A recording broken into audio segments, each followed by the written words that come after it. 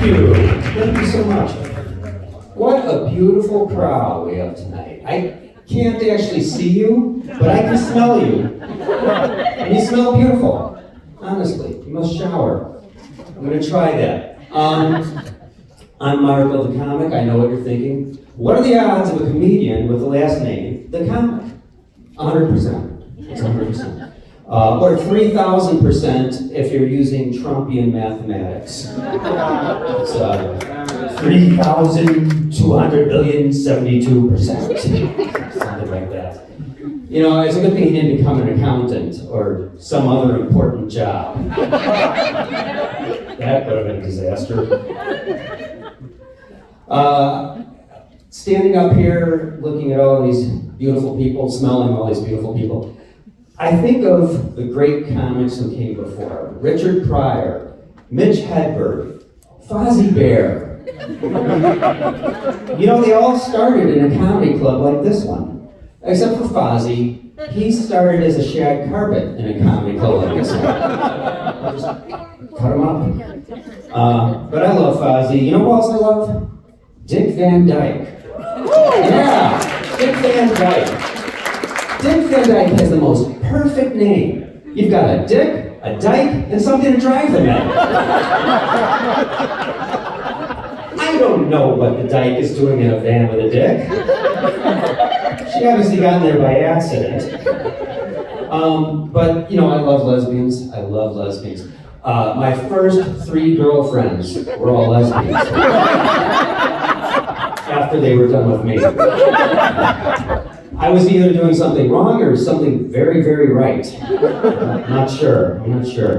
But yeah, that was a long time ago. I'm getting old. I'm so old that my pronouns are thee and thou. I'm so old I just made a pronouns joke. That's sad. I'm so old where you see a cougar, I see an underage girl. But it's genetic. I come from an old family. My parents were old, my grandparents were old, my great-grandparents were really old. My great-grandfather was so old, if he were alive today, he'd be dead.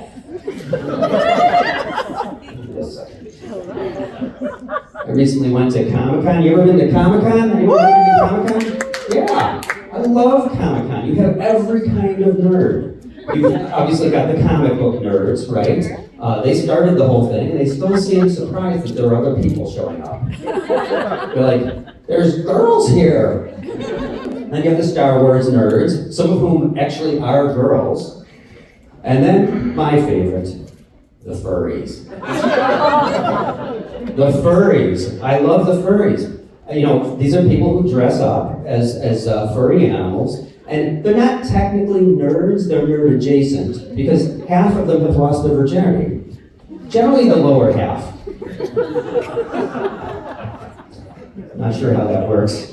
But, you know, some of them identify as a sexy cat, or a sexy mongoose, or just a horny old man in a grungy goat costume. I got a pretty good deal on it. I mean, he must have... Never mind. But Comic-Con's great. You're in a room of 100,000 people, and none of them want to talk to you about sports or politics or even make eye contact. And none of them will try and steal your girlfriend, if you have one, which you probably don't because you're at Comic-Con. Speaking of incels, Donald Trump. Donald Trump's a little weird. Have you noticed? Has anyone noticed? The guy is anti-woke. He's anti-woke. Woke is the only thing that keeps us from calling him retarded.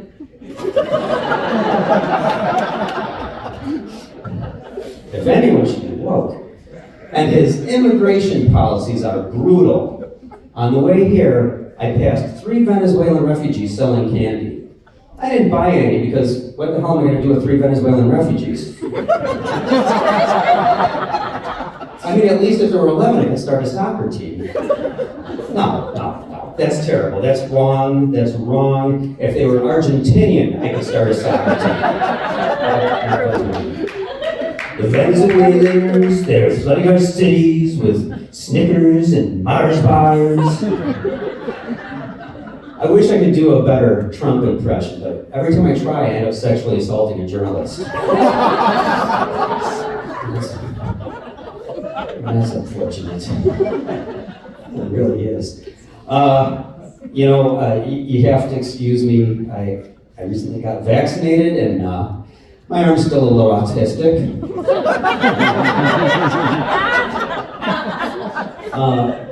Have you ever seen the show Love on the Spectrum? Anyone seen Love on the Spectrum? Yeah. I wasn't going to watch it, but my arm grabbed the remote and was like, we're watching it. It's actually really sweet. It's people on the spectrum who go out on dates, and it's sweet, but it's a little sad too, because some of them talk about being bullied in school. And I can relate, because when I was in school, I used to bully autistic kids. No, I'm kidding. Look at me. I didn't bully anyone. I was bullied by autistic kids. It's embarrassing to admit. I was really excited the other day. I saw that outside Whole Foods. Anyone here ever shop at Whole Foods? Anyone have rich friends that shop at Whole Foods? Anyone aspire to shopping someday? They had a sign outside. It said, in-store pickup. And I got so excited because there were some really hot women in there. Vegan MILFs and yoga pants? Come on. If you're lucky, you get a free sample. Of food. What do you guys? I guess I'm a little oversexed. I went to see a sex therapist by myself, and she asked if my wife was coming. I said, no, that's the problem. She said, you have attachment issues. I said, you just met me. How can you know that? She said, first of all, I'm a professional. Second of all, get the hell off my lap. She had me pegged in the end. Cost an extra $100, and I couldn't sit down for a week, but it was worth it. But I've been working out. You can probably tell I've been pumping iron, holding this mic.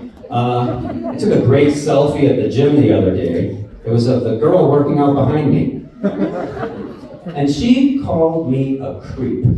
Can you believe that? A creep. I mean, maybe 30 years ago I was a creep.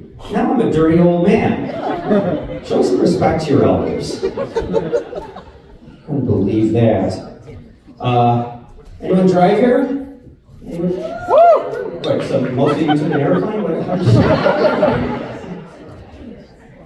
You ever try using GPS on Lower Wacker Drive?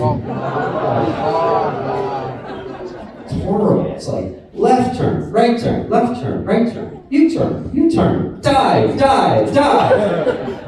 No wonder there are so many homeless people down there. They all got lost. Really? I guess I live here now. But it's okay, I figured out the cure for homelessness, the solution to homelessness. Bouncy houses. They're portable, they're plentiful, and don't you want to see homeless people having fun for a change? I think we need to be more sensitive to the needs of the unhoused and the unbounced. It'll make navigation on Lower Wacker Drive even harder, but I think we should do it. I think we should do it. I don't know if you heard about this. Starbucks, the CEO of Starbucks, he lives in California. So, of course, Starbucks is in Seattle. You all know that, smart people. So they gave him a private jet so he could commute every morning to Seattle from California. And they gave him this choice. They said, you can have tall, grande, or venti. I think you should choose venti because he flies a latte.